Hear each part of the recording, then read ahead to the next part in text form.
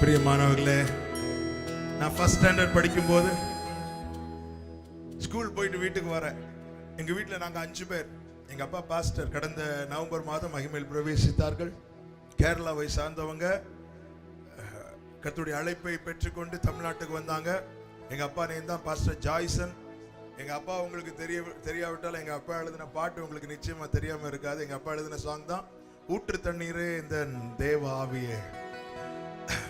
ஊழியத்தின் ஆரம்ப வேளை. நான் இப்போ ஃபர்ஸ்ட் ஸ்டாண்டர்ட் படிக்கிறேன். ஸ்கூல் போயிட்டு வீட்டுக்கு வரேன். எங்க அம்மா கிட்ட சொல்றேன், அம்மா எனக்கு ஃபீவர் மாதிரி இருக்குமா, எனக்கு காய்ச்சல் அடிக்குதுமா அப்படிங்கிறேன். அம்மா சொல்றாங்க, சரிப்பா நீ போய் படுத்துக்கோ அப்படின்னாங்க. போய் படுத்து தூங்கிட்டேன். அடுத்த நாள் காலையில் எழும்புறேன். என்னால் எழும்ப முடியல, பெட்ல இருந்து எழும்ப முடியல. வீட்டில் நினைச்சாங்க ஃபீவர் ஜாஸ்தியானதுனால இவனுக்கு எழும்ப முடியல அப்படின்னு நினைச்சாங்க. 1 நாள் ஆச்சு, 2 நாள் ஆச்சு, பெட்ல இருந்து என்னால் அசையக்கூட முடியல. என்னுடைய சரீரத்தின் நிலைமை ரொம்ப பரிதாபமாய் போனது. என் கை கால்கள் எல்லாம் அப்படி சூம்பி போக துவங்கி விட்டது, அப்படி லீனாக துவங்கி விட்டது, செயலிட்டு போக துவங்கி விட்டது. அப்போ கொஞ்சம் பேர் வந்து பார்த்துட்டு சொன்னாங்க, இது போலியோ அட்டாக் அப்படின்னாங்க.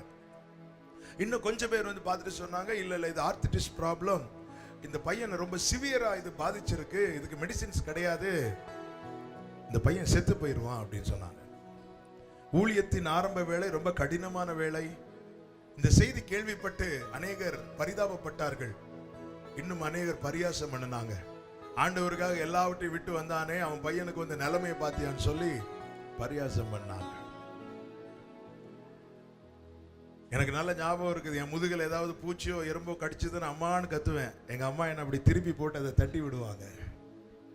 கை கால்கள் எல்லாம் செயலற்றவனாய் 16 நாட்கள் அந்த படுக்கையில் நான் கிடந்தேன். இந்த செய்தி கேள்விப்பட்டு பக்கத்தில் இருக்கிறவங்க, விசுவாசிங்க, சொந்தக்காரங்க, உறவினர்கள், தூரத்தில் இருக்கிறவங்க எல்லாரும் வந்தாங்க. எதுக்கு தெரியுமா? என்ன கடைசியா பார்த்துட்டு போக. என்னுடைய நாட்கள் எண்ணப்பட்டது. 16வது நாள் கலங்கின கண்களோடு இரவு என் தகப்பனார் என் பக்கத்தில் வந்தார். என் படுக்கை அருகே முழங்காப்படியிட்டார். ஏன் அப்படி வந்தார் தெரியுமா? அவருக்கு அடுத்த நாள் ஒரு கன்வென்ஷன்ல செய்தி கொடுக்கணும். வார்த்தைக்காய் ஆண்டவர் சமூகத்தில் காத்திருந்த போது கர்த்தர் கொடுத்த செய்தி என்ன தெரியுமா? கர்த்தர் கொடுத்த வார்த்தை என்ன தெரியுமா? நானே உன் பரிகாரியாகிய கர்த்தர். இந்த வார்த்தை அவர்கள் பிடித்து கொண்டு கலங்கின கண்களோடு என் பக்கத்தில் வந்து முழங்காப்படியிட்டார்கள். முழங்காப்படியிட்டு ஆண்டவரை நோக்கி பார்த்து இப்படி சொன்னாங்க, ஆண்டவரே, நாளைக்கு நான் இப்படிப்பட்ட ஒரு இடத்துக்கு போக போறேன், இந்த ஒரு குறிப்பிட்ட இடத்துக்கு போக போறேன். அந்த குறிப்பிட்ட இடத்துல போய் நீர் பரிகாரின்னு சொல்ல போறேன், நீர் சுகம் தருகிற தேவன் சொல்ல போறேன், நீர் யெகோவா ராஃபான்னு சொல்ல போறேன். அப்படி நான் சொல்லும் போது அந்த கூட்டத்திலிருந்து ஒருத்தன் எழும்பி, கர்த்தர் பரிகாரி, கர்த்தர் நல்ல சுகம் தருகிற தேவன் சொல்றியே, உன் வீட்டுல இருக்கிறவனுக்கு இன்னும் சுகம் கிடைக்கலையே, உன் வீட்டுல இருக்கிறவனுக்கு இன்னும் விடுதலை கிடைக்கலையே, இப்படி யாராவது கேட்டாங்கன்னா, உம்முடைய நாமம் அல்லவா தூஷிக்கப்படும், உம்முடைய நாமத்தை மகிமைப்படுத்தும் சொல்லி, உம்முடைய நாமத்தை மகிமைப்படுத்தும் என்று சொல்லி என் பக்கத்திலே முழங்காப்படியிட்டு கண்ணீரோடு கர்த்தரை நோக்கி பார்த்தார்கள். இயேசுவின் நாமத்திலே மனத்தாழ்மையா சொல்றேன், அவங்க கண்களிலிருந்து கண்ணீர் துளி கீழே விழுந்த மாத்திரத்தில் 16 நாட்கள் அசைவுட்டு கிடந்த நான் எழுந்து முழங்காற்படியிட என் தகப்பன் கிருபை செய்தார். ஹல்லேலூயா, ஹல்லேலூயா. அவர் எவ்வளவு நல்லவர் தெரியுமா? எல்லா கண்களும் என்னுடைய முடிவை காண வந்தன, எல்லா கண்களும். ஆனா அந்த அழகான கண்கள் என்னை கண்டதாலே முடிந்ததென்று.